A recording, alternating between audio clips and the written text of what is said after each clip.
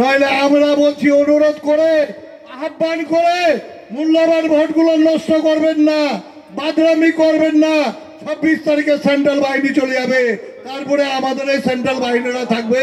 তখন অভিযোগ করবেন না যে আমার কি হলো, আমার এটা হলো। এটাই আমি আগে থেকে আপনাদের অনুরোধ করে কর জোরে হাত ধরে বলতেছি, ভোটগুলো নষ্ট করবেন না। যে আজকে মিয়ামিদেরকে তাড়াচ্ছে, আজকে ডিটেনশন ক্যাম্প করেছে আসামে, প্রায় 6,000-এর মতন হিন্দু ভাইকে আটকায় রেখেছে, ওদের কোনো ডকুমেন্ট নাই। আজকে আপনারা বলুন তো, এখানে অনেক আদিবাসী ভাই রয়েছেন, বাংলাদেশি ভাই রয়েছেন। 70 বছর আগে কার বললো আমাদের জেলা নেত্রী, দলিল দেখাতে পারবে কেউ?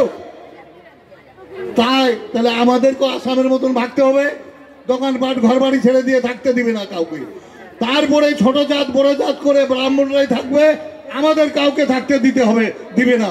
তাই আমাদেরকে এখন থেকে সজাগ হয়ে সোচ্চার হয়ে আমাদের মাননীয় মুখ্যমন্ত্রী, মানবিক মুখ্যমন্ত্রী মমতা ব্যানার্জির পাশে দাঁড়াতে হবে। মমতা ব্যানার্জি বুক ঠুকে বলছে, আমি এনআরসি চালু হতে দিব না, আমি সিএ চালু হতে দিব না, আমি যতদিন জীবিত আছি।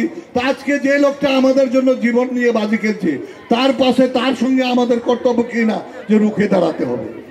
বিশেষ করে আরো দু এক কথা বলে ছেড়ে দিচ্ছি, আপনারা অনেকে উৎপাত করছে। আজকে মোদিজি হচ্ছে বড়লোক সরকার, বড়লোকের সরকার মোদিজি প্রধানমন্ত্রী। কারণ আপনারা দেখেছেন আদবানি এদের যে কয়েকটা গোষ্ঠী রয়েছে, 14 লাখ কোটি টাকা সুদ মাফ করেছে, 14 লাখ কোটি। আর ইউপি, তোমার মহারাষ্ট্র, রাজস্থান কৃষকরা আজ থেকে 1 বছর ধরে আন্দোলন করে প্রায় 300-400 কৃষক মারা গেছে, এদের বিলটা মাফ করবে না। তো এরা যা কিছু করে যাচ্ছে, বড় লোকের জন্য করে যাচ্ছে। 1400 লক্ষ কোটি টাকা এদের সুদ মকুব করে দিয়েছে এই বড় লোকদের আগবানির যা লোন ছিল। আমাদের কৃষকরা মরে যাচ্ছে, 700 কৃষক মরেছে, তাদের কোনো ঋণ মকুব করতে পারেনি, তাদের কোনো ন্যায্য ফসলের ন্যায্য মূল্য দিতে পারেনি এই মোদী সরকার। তো এই মোদী সরকার গরিবের আপনাদের আমাদের কারো হবে না, যেহেতু এর নিজের বউকে রাখতে পারেনি, নিজের বউটাকে দেখতে পারেনি। তো সেই লোক আমাদের ভারতবর্ষকে কি করে দেখবে, আমার ভারতবর্ষের মা বোনদেরকে কি করে রক্ষা করতে পারবে? এটা সবাই মনে রাখবেন। আগামী দিন এরা শোষণ করার জন্য আসতেছে, ভারতবর্ষটাকে শেষ করার জন্য আসতেছে। কিছুক্ষণ আগে কে যেন বলছিল ভাই বক্তব্যের মাধ্যমে জিএসটি নিয়ে, আজকে যে কোনো জিনিসের জিএসটি আমরা গ্রামের লোক বুঝতে পারি না।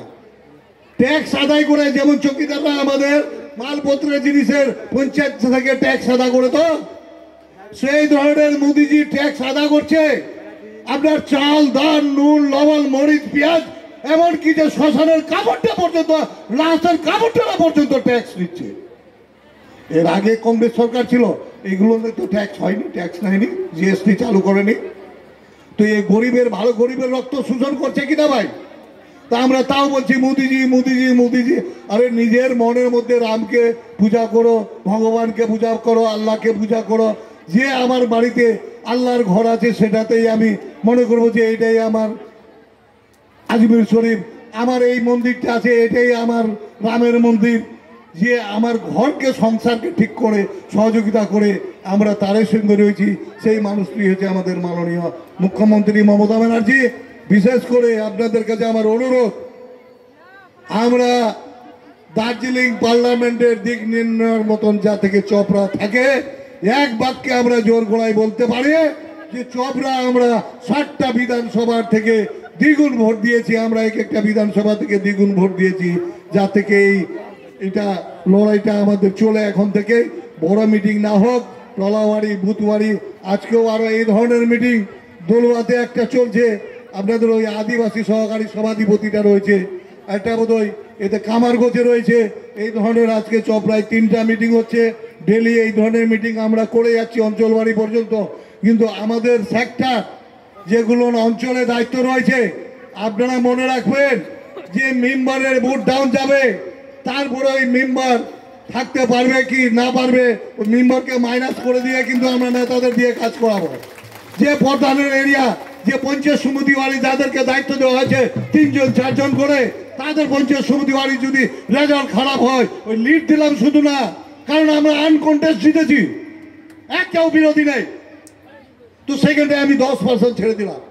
90% করে ভোট বুথে লাগবে, নইলে সেই মেম্বার, সেই প্রধান, সেই লিডারের সঙ্গে আমরা হিসাব কিতাব করব। আর কিছু কিছু বিজেপি ভাই, কিছু কিছু সিপিএম কংগ্রেস ভাই টুকটুক আছে, আমি তাদের অনুরোধ করছি যে সেন্ট্রাল গভর্নমেন্টের ফোর্স 26 তারিখ পর্যন্ত থাকবে, তারপরে আমাদের এই ফোর্সদের সঙ্গে থাকতে হবে। আমরা সত্যি কথা বলছি, বিজেপি যদি কোনো কাজ করে থাকে দেখান, আমরা সব বিজেপিতে যাব। কংগ্রেস যদি কোনো উন্নয়নের কাজ করে দেখাইছে দেখান।